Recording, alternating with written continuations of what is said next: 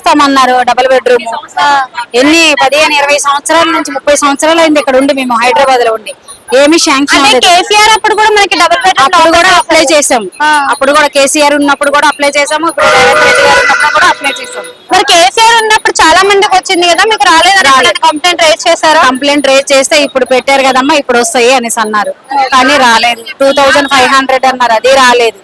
Current bill అన్నారు, apply చేసాం. 2 times apply చేసాం, అది కూడా రాలేదు. అంటే రాని పథకాలన్నీ కూడా అప్లై చేయండి అని అన్నారు కదా, మరి చేయలేదు. మళ్ళీ వెళ్ళి అడిగితే ఒకసారి అప్లై చేశారు కదమ్మా అంతేనే అని అన్నారు. ఎంక్వైరీకి వచ్చి ఫోటో తీసుకున్నారు కానీ ఏమీ ఇంకా రెస్పాన్స్ లేదు. అసలు వస్తాయనే నమ్మకం ఉందా మీకు? వస్తాయని వాళ్ళ ఇష్టం మేడం. అంటే ఎన్నిసార్లు అప్లై చేశారు కదా, కేసీఆర్ టైంలో అప్లై చేశారు. అప్లై అయితే చేశారు కదమ్మా, వెయిట్ చేయండి అని అన్నారు అంతే. అసలు కేసీఆర్ కి రేవంత్ రెడ్డికి తేడా ఏం కనిపించింది మీకు?